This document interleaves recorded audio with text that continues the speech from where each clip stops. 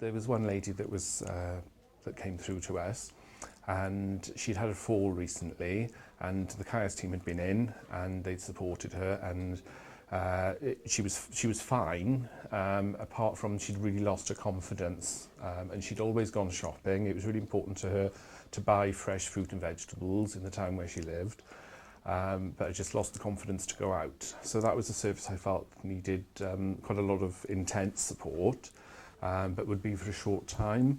So I referred her to the British Red Cross, to their community support service. What happens when the British Red Cross support individuals is we go and meet that individual.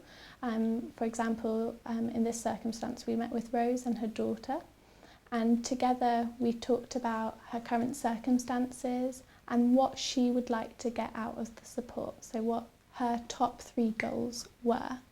And Rose decided on 2 goals. The first goal was to really start getting out and about, because that's something she loves to do. She's a people person. And the second thing was really to think about that long-term support option. So if linking in with groups and befriending organisations within the local area. We put her in touch with the Alzheimer's Society, who actually came out and met with Rose and her daughter to talk about the different services they have in the area. And one of those services is a group down in Pendrabark, and one of our volunteers has actually started taking Rose down to the group, which she's really enjoying. So the next stage for us is really to think about how we can make sure that Rose is able to carry on going after our 12 weeks of support, and that's what we'll be looking to in the next few weeks, of making it as sustainable as possible. When we first came to see Rose, she was very frustrated that she wasn't getting out as much as she'd like.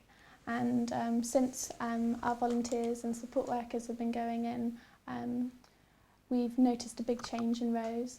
We always have a laugh and share a giggle when we're going out to different community groups and talking especially about memories and things as well.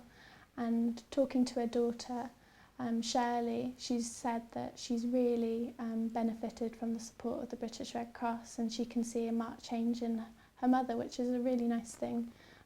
Great feedback for us to have and pass on to our volunteers.